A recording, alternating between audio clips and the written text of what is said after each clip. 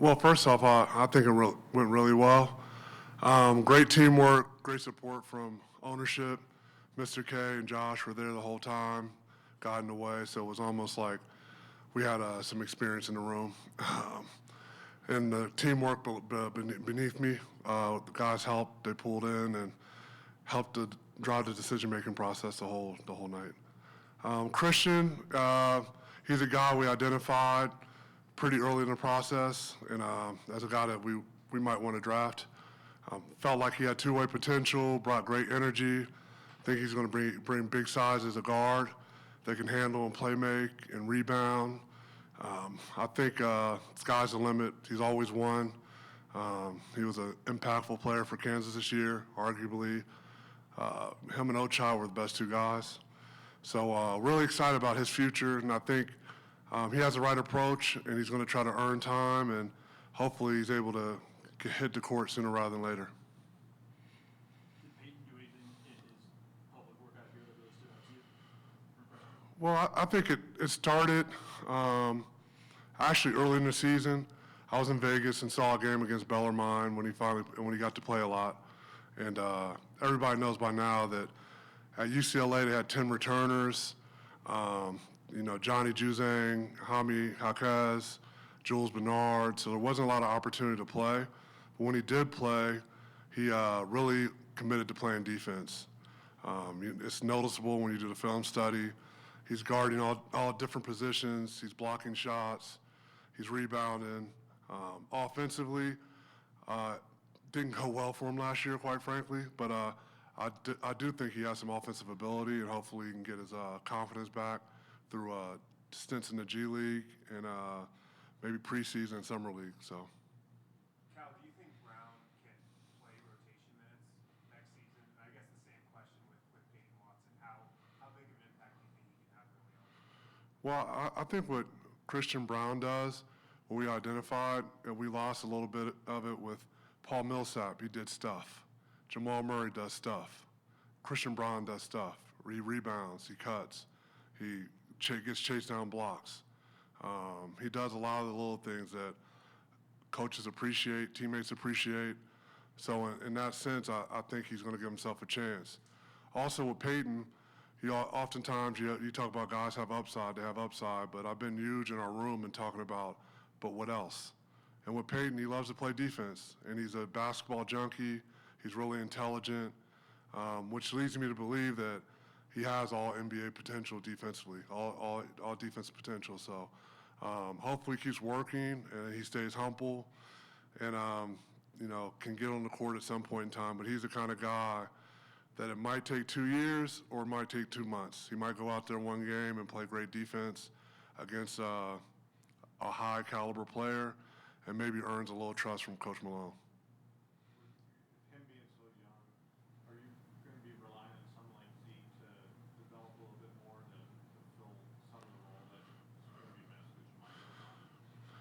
Yeah, I mean, we have work to do still this summer. We're trying to put together a team that's going to maximize Joker's peak years. So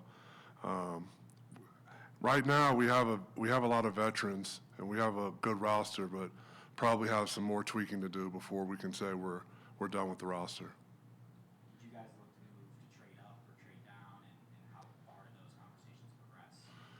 Yeah, I mean, these conversations start weeks ago, and we've had all kind of conversations of the sort, up, down, certain players you talk about, but nothing really came close in that regard.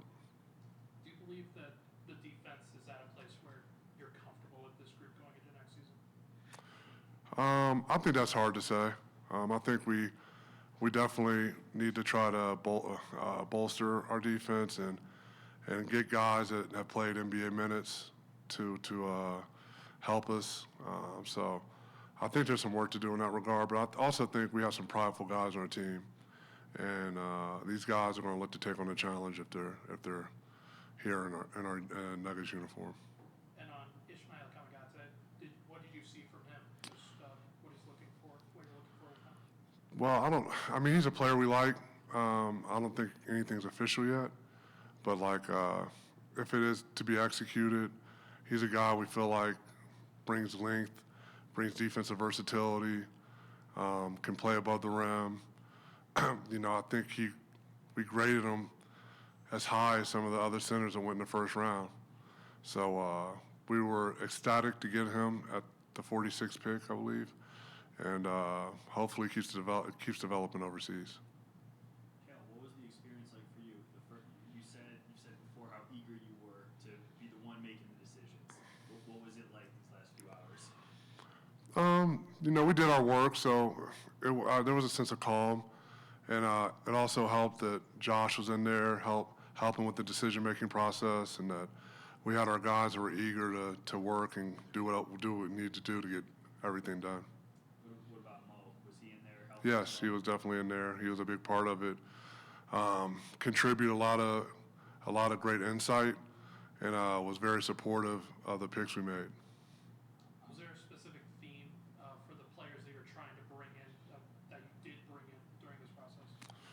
Yeah, I think you have to have the physical tools, obviously, but you also have to have some intelligence and all-around skill level to translate to late-season basketball. So I think a lot of the guys we tried to acquire had those traits.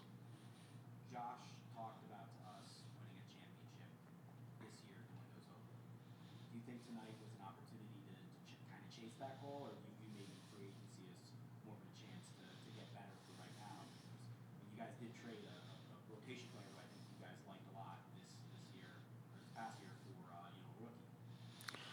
Yeah, well, from where I sit, it's trying to thread the needle. I think there's some things that need to be done with the roster. We need to get bigger. We need to get more athletic. We need to get more two-way players. And quite frankly, those guys are hard to get in trade and free agency. So you try to backfill the roster with guys like Peyton and Christian and, hope they develop. But in the meantime, try to go to acquire some guys that fit those needs until those guys are ready to play. So, we're not expecting these guys to save our season next year.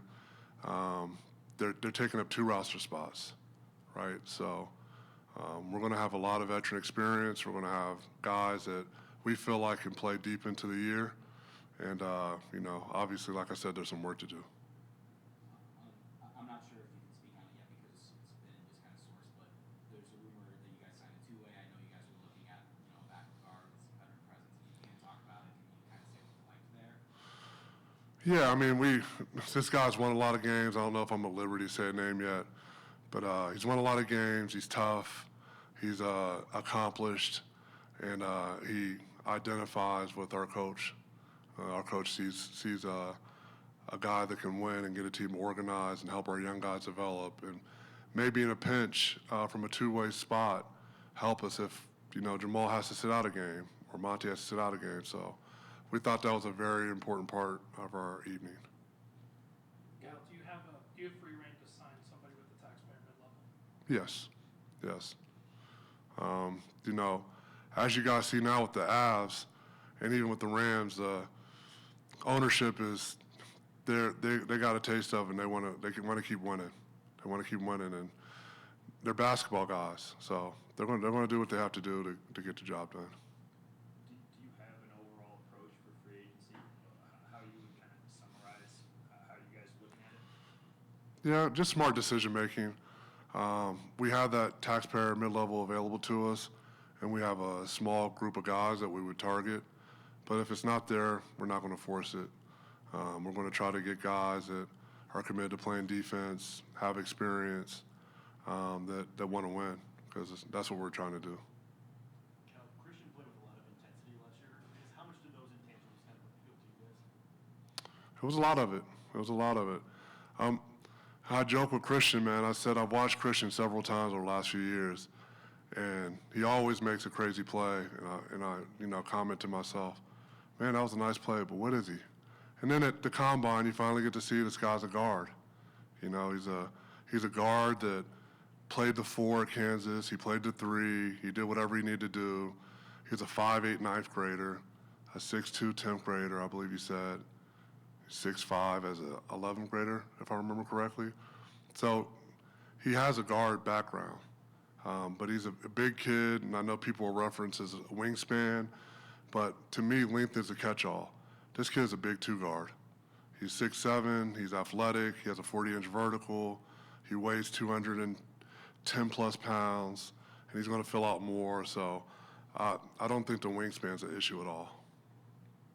And following up on that, I guess with Peyton, do you have him pegged in a certain position, or is it more versatile? Yeah, I see him as a guy that if he develops and he ever gets to the court for us, that he's going to be the guy that's hopefully matching up to the best offensive guy on the other team.